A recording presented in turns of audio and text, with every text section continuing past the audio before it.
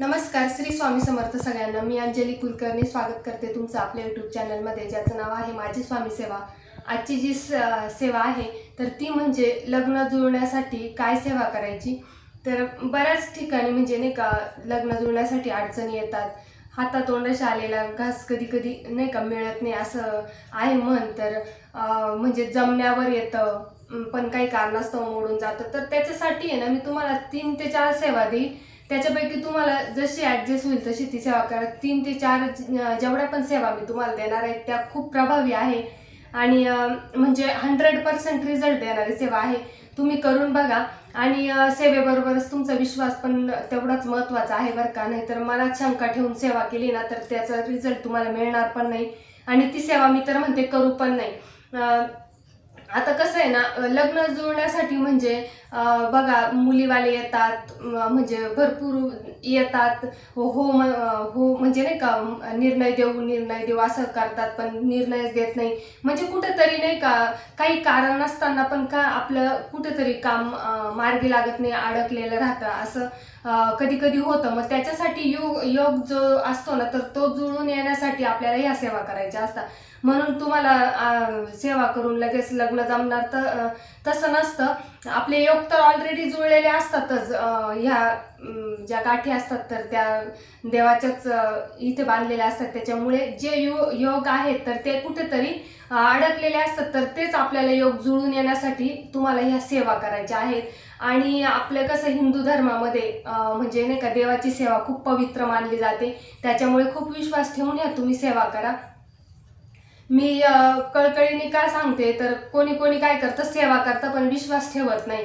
म्हणजे नाही का आता मी सांगते आणि 4 जणांनी जर सेवा केली आहे, कुठेतरी मी सांगते म्हणून तुम्ही सेवा केली आणि मनात जर कुठलाही असा विश्वास नसला तर ते सेवा जे तुम्ही कराल तर त्याचं फळ तुम्हाला मिळणारच नाही. एवढं पण लक्षात ठेवा. म्हणून जी पण काही तुम्ही सेवा करणार आहे ना तर ती एकदम मनापासून आणि विश्वास ठेवून करा. आपले जे देवी देवता आहे तर ते कधीच आपल्यावर म्हणजे नाही का आपण सेवा केली तर ते आपल्याला फळ दिल्याशिवाय राहत नाही. म्हणून मनापासून सेवा करा.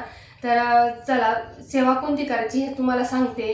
2-3 सेवा सांगते मी तुम्हाला. आता पहिली सेवा जी आहे ना तर तुम्हाला काय करायचं आहे, अक्षता घ्यायची आहे. तर ते काय म्हणजे तांदूळ बरं का, पांढरे तांदूळ घ्यायचे आणि ते काय करायचे, पिवळ्या करायचे. पिवळ्या कशा करणार आहे, ओळी हळद घ्यायची, त्याच्यात थोडं पाणी टाकायचं आहे आणि ते हळदीचं पाणी थोडं अक्षतावर टाकून म्हणजे तांदळावर टाकून ते तुम्हाला पिवळे करायचे. मग पिवळे केल्यानंतर तुम्हाला ह्या अक्षता कुठे काय करायचं आहे तर तुम्हाला स्वामींच्या मंदिरात जायचं आहे, स्वामींच्या मठात जायचं आहे, दर गुरुवारी जायचं आहे आणि त्या स्वामींच्या चरणावर अर्पण करायचे आहे, स्वामींच्या मठात अर्पण करायचे आहे आणि स्वामींना सांगायचं आहे की जे पण माझे लग्नाचे योग म्हणजे जुळत नाहीये तर ते जुळवून आणा लवकरात लवकर. ही तुम्हाला प्रार्थना स्वामींच्या चरणी करायची आहे. तर तुम्हाला ही सेवा दर गुरुवारी करायची आहे. आणि महत्त्वाचं म्हणजे कसं आहे, जे म्हणजे ज्याचं लग्न जुळवायचं आहे तर त्याच व्यक्तीने ही सेवा करा. परत नाही का मग आम्ही करू का आणि जर म्हणजे वेळच नाही आहे त्या व्यक्तीला, जॉब संदर्भात बाहेर आहे, परत कुठे दुसऱ्या देशात आहे, तर मग त्या आईने केलेली चालते. पण मग तुम्हाला स्वामींना सांगायचं आहे का ह्या माझ्या मुलासाठी किंवा मुलीसाठी मला ही सेवा करायची आहे, मी ही सेवा करते तर तुम्ही ही स्वीकारा. आणि मग त्या आईने ही सेवा केली तरी चालेल. तुम्हाला दर गुरुवारी ही सेवा करायची आहे. म्हणजे जे तांदूळ आहे पिवळे करून अक्षता तयार करायच्या आहेत तर त्या तुम्हाला दर गुरुवारी स्वामींच्या मठात अर्पण करायचे आहे. मग तुम्ही 5 गुरुवारी ही सेवा करायची आहे. 5 गुरुवारपर्यंत हा योग जुळून यायलाच पाहिजे एवढी तर मी खात्री देते. पण म्हणजे काही कारणास्तव जर नाहीच झालं तर मग 1-2 गुरुवार तुम्ही एक्स्ट्रा केलं तरी चालेल. पण ही सेवा खूप प्रभावी आहे आणि बऱ्याच स्वामी भक्तांना याचा अनुभव आलेला आहे.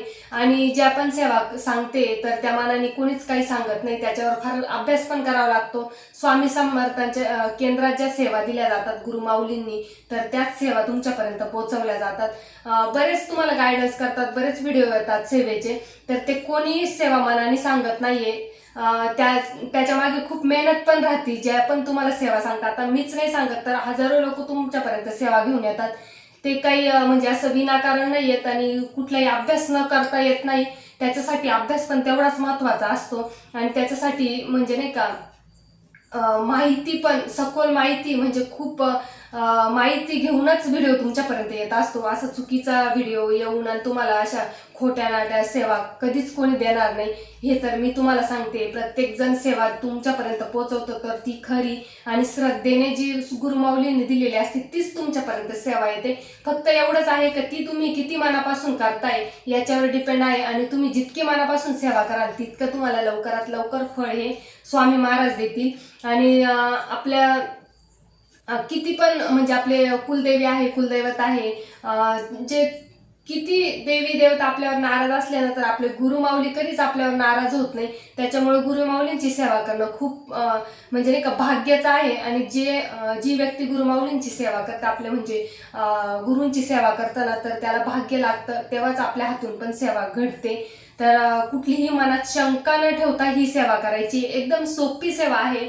आणि दुसरी सेवा म्हणजे आता ही सेवा जी आहे अक्षदा पिवळा करून तुम्हाला अर्पण करायची, ही पहिली सेवा आहे. आता मी तुम्हाला दुसरी सेवा सांगणार आहे.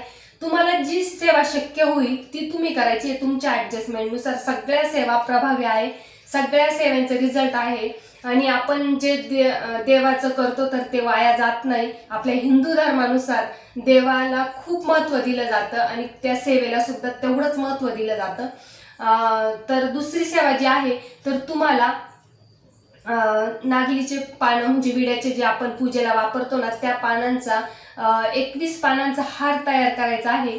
21 पानांचा नागलीचे जे विड्याचे पानं आहेत तर त्याचा 21 पानांचा हार तयार करून तुम्हाला दर मंगळवारी गणपती बाप्पाला अर्पण करायचं आहे. बघा ही सेवा पण इतकी प्रभावी आहे म्हणजे मी ह्या सेवा ज्या आहेत तर त्या खूप प्रभावी तुम्हाला सांगते. असं काही नाही का मी तुम्हाला सेवा सांगायच्या म्हणून सांगते. तुम्ही विश्वास ठेवा आणि विश्वासाने करा. तुम्हाला खरंच म्हणजे खरंच मी कळकळीने का सांगते की फक्त करून बघा श्रद्धेने. इकडे तिकडे म्हणजे नाही का हे बघा ते करण्यापेक्षा आपली देवाची सेवा केलेली कधीच वाया जात नाही. तर ते तुम्हाला दर मंगळवारी गणपती बाप्पाला अर्पण करायचे. त्याच्याबरोबरच तुम्हाला 21 दुर्वांची जुडी जर ऍडजस्ट मिळाली तर अतिउत्तम, नसलीच तर हरकत नाहीये. दर मंगळवारी 5 मंगळवार तुम्हाला करायचे आहे. 5 मंगळवारच्या आतच तुम्हाला बघा अनुभव येईल. परत सेवा सांगते गणपती बाप्पाची. जे विड्याचे पानं आहे तर ते 21 पानं घ्यायचे, त्याचा हार तयार करायचा आहे दोऱ्याने. 21 पानांचा हार तयार करून तुम्हाला गणपती बाप्पाला दर मंगळवारी अर्पण करायचं आहे. तर ही झाली दुसरी सेवा. आणि तिसरी सेवा पण खूप प्रभावी आहे. त्याचा तर म्हणजे रिझल्ट आहे म्हणजे येणार सेवेचं फळ तुम्हाला मिळणारच. तर ती कोणती आहे तर तुम्हाला गुरुचरित्रातील 14वा अध्याय वाचायचा आहे.